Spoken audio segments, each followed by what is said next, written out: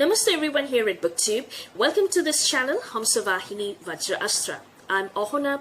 Today's video is going to be about the History Challenge. This challenge has commenced from the 17th of August 2020 and will continue till the 30th of August 2020. This challenge has been put together by Justin from GhostReader, Justin from TriumphantReads, Jenny from BookishShenighan, as well as Emma from ACupOfBooks. Now, my apologies that this video is being uploaded late. However, this video will focus on the books which I have selected for reading during this challenge, as well as the history reading tag.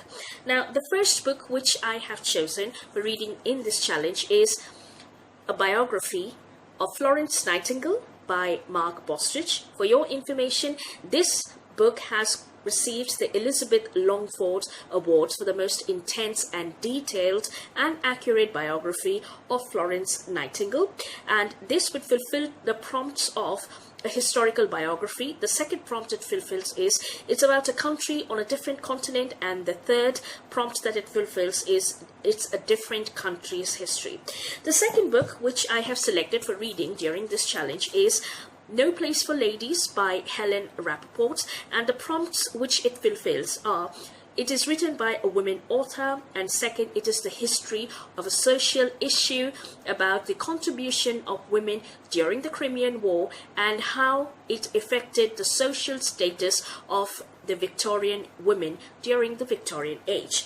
So these are the two books which I have selected for this particular challenge.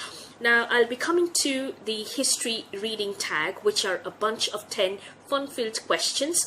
The first question is, what first got you into history? Classical Indian dance first got me into history.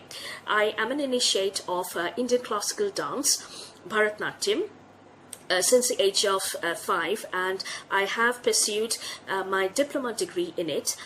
That is apart from my school curricula, and during pursuing my degree, I had to read intensely into Indian mythology, Indian temple arts, Indian temple architecture and sculpture, as well as the mythologies and the way in which the temples were constructed, because it did influence and gave a lot of information and backup, not only in my school curricula but also in my dance. So that is what primarily got me interested in history.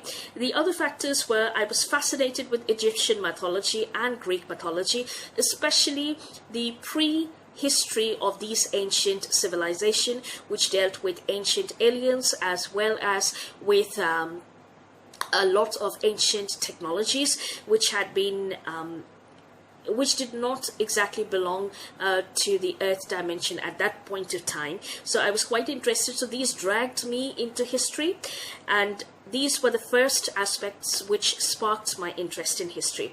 Now, the second question is, what is your favorite history book and who is your favorite author? Now, my favorite history book, I wouldn't say I have any favorite, but my favorite author is Ramila Thapar, and this is all about early India, which is history from the origins to AD 1300. So by far this has been one of the reads which I really have kept very close to me. There are other history books that I have really loved, and one of them is A History of Britain. This is just volume 1 by Simon Schama. Now, I love the language of this particular author, and he writes in a very intellectual way, and it makes you think. It makes you put on your thinking cap and think about what exactly would be the conclusion, or what exactly would happen in case if we go along the author's line of voicing out his opinion and what exactly is the reality. So this really helped me to learn a lot about pagan Britain. Now, I had started studying about pagan Britain about 10 to 12 years ago when I was in my spiritual path. So I was practicing Wicca at that point of time, so I had to learn a lot about pagan Britain. So this book actually helped me a lot. So I had bought this book about a decade ago, or maybe 10 to 12 years ago. So I really am very close to this book. I love his language. I plan to continue reading his volume 2 and volume 3, which I have not read as yet. The third author whom I really like is Dr. Anthony West, who has done a lot of research on Egyptian mythology, especially on temple architecture and the science behind building these temples and the science behind how they used to conduct various day-to-day activities. So that is one of my other favorite authors whom I really love. Now, coming down to the third question, what is your most anticipated history book which you have not read yet? So out of the many books which I have not read yet, the one which I currently am very keen to read upon is Black Genesis, which is a prehistory about ancient Egypt. This has been written by Robert Bowell and Thomas Brophy. So I would suggest anybody who's very interested in reading about the ancient origins of or the pre-civilization or the pre-history of Egyptian civilization, do please pick up this book. It is excellent and I am quite keen to read about it in the future. Now, the fourth question is, what is your favorite time period and why? Now, my favorite time period is the Renaissance period of Italian history, especially during the classical arts, when we had Leonardo da Vinci and his rival Michelangelo. That's my favorite time period. And why? Because that was the time when there was a physical time warp which had happened, and we can notice this with the development of Leonardo da Vinci's works.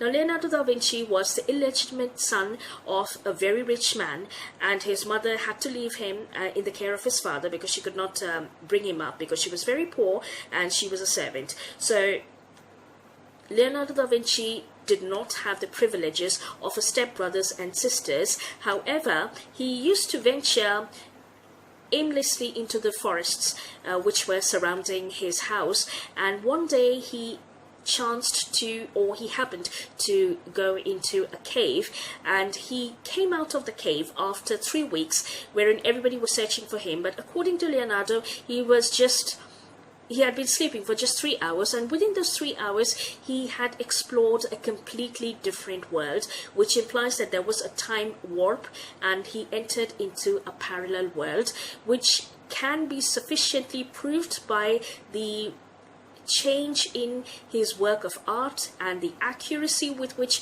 he could calculate, and the drive which he had in knowing everything which was surrounding him, and knowing everything in a very scientific way, in a detailed way, and the innovations which he had made, which of course were quite new. But this was a proof that he had actually gone into a parallel world, which was an advanced world. And something of the sort had also happened with his rival Michelangelo. Of course, not much of a mention is made. However, Michelangelo had this cure characteristic of standing on one edge of a mountain, looking on the other edge of another mountain, seeing a huge block which was massive, and picturizing a sculpture within that block. And he used to get that part of the rock out, and he used to make this dynamic sculptures which were gigantic. So this is a gift which Michelangelo had, and he attributed it to God. So there was some spiritual gifts which he had, and most importantly, this was also the time period when there was a time warp and there was a parallel world which had been there all along. So these are the favorite time periods and the reasons why they are my favorite time periods. And which book do I want to read and why? I just shared that with you. It was Black Genesis, which I really want to read.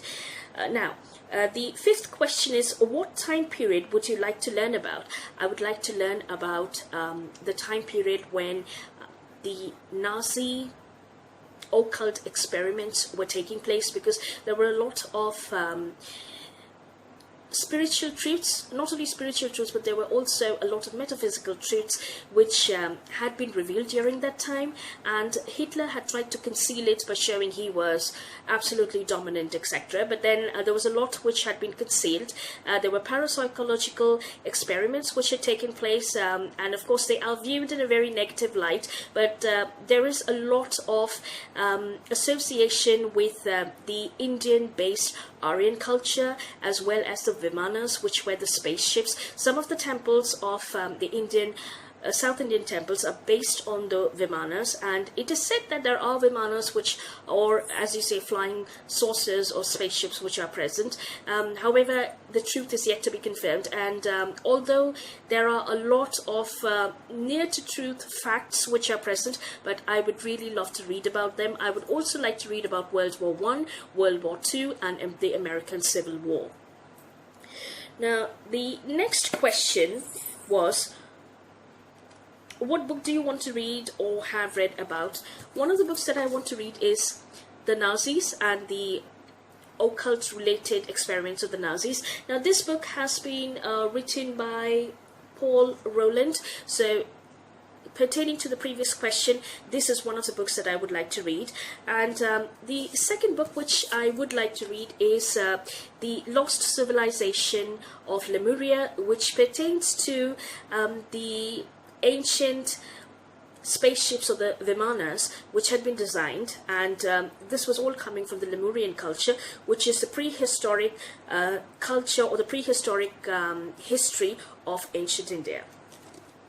Now I'll move on to the next question. Now, question number 6 is, what is your favorite, or who is your favorite person in history? I really don't have any such favorite persons, but I am quite interested in the Saptarishis, who were supposed to be, they were not exactly human, but they designed humans. So they are something which really intrigued me. So I do really read literature upon the Vedas, and especially the science of the Rishis. So this is one of my, I would say, a group of my favorite people in history.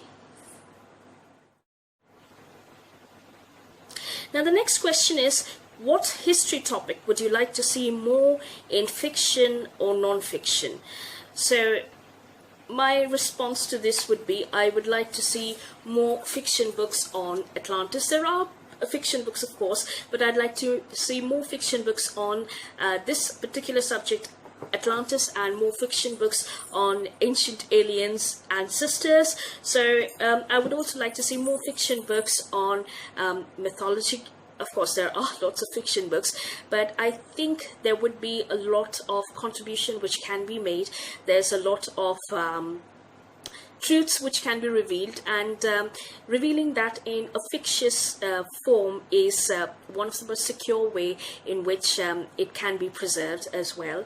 And I would also like to read more non-fiction about these subjects, as well as about the Lemurian civilization, and about the Rishis who were present in the Vedic age.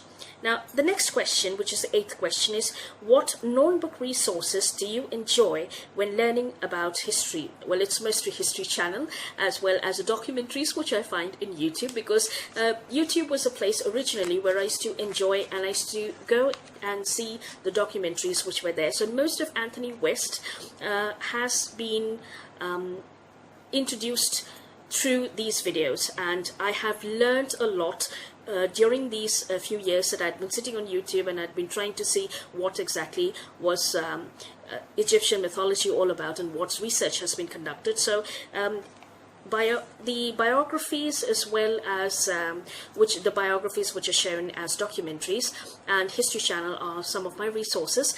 And now the 9th question is, your favorite history quote.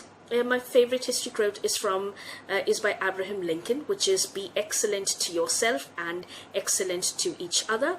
And a fun history quote would be something which I've recently read.